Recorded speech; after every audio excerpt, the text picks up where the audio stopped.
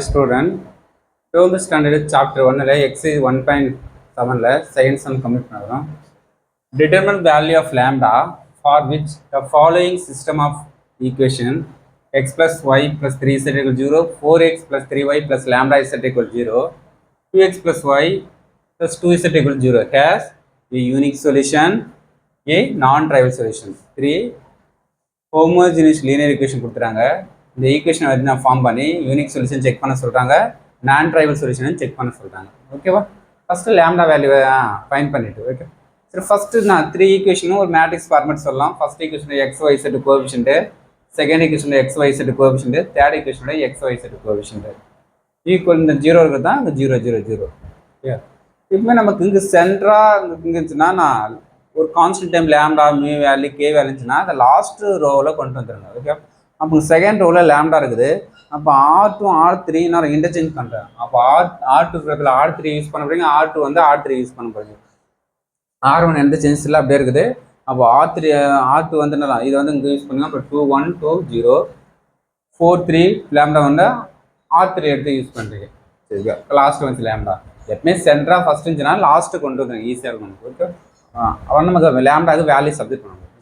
First இந்த 2 0 இந்த 2 0 first use பண்ணணும். நமக்கு இந்த இது 0 இதை கூட தான் வரான் மைனஸ் பண்ணணும். இங்கே 2 இருக்கு, இங்கே 2 இல்லை. அப்போ R1 மட்டும் 2ல் மல்டிப்ளை பண்ணி R2 கூட மைனஸ் பண்ணால் 0 -1 -4 0 ஆகிடும். ஓகே, இங்கே 4 இருக்குது, இங்கே 4 இருந்தால் சப்ராக்ஷன் பண்ணலாம், இங்கே 4 இல்லை. அப்போ R1 வந்து -4ஆல் மல்டிப்ளை பண்ணி R3 மைனஸ் பண்ணால் 0 -1 லேம்டா -12 0. ஓகே, சரி ஓகே. நெக்ஸ்ட்டு இங்கே ஆகுனா ட்ரையாங்கிள் ஃபார்ம் ஆகிடும்.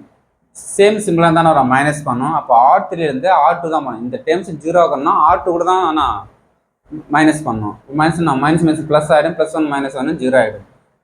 அப்போ R3 tends to R3 -R2 இங்கே 0 0 லேம்டா -8 0.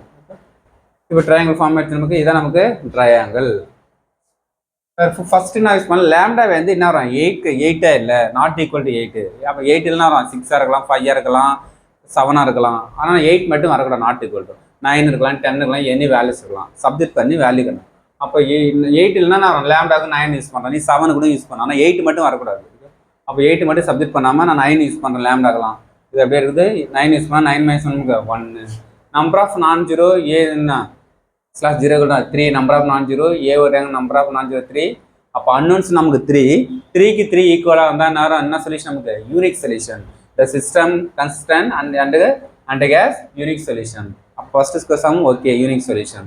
செகண்டு லேம்டாக்கு 8 யூஸ் பண்ணுறோம். லேம்டாக்கு 8 யூஸ் பண்ணி இங்கே லேம்டாக்கெல்லாம் 8 யூஸ் பண்ணால் 8 - 8 0 ஆகிடும். இப்போ ஃபுல்லாக மேட்ரிக்ஸ்னா வரும். அப்போ நம்பர் ஆஃப் நான் ஜீரோ 2, ஏவோட matrix row of A value 2.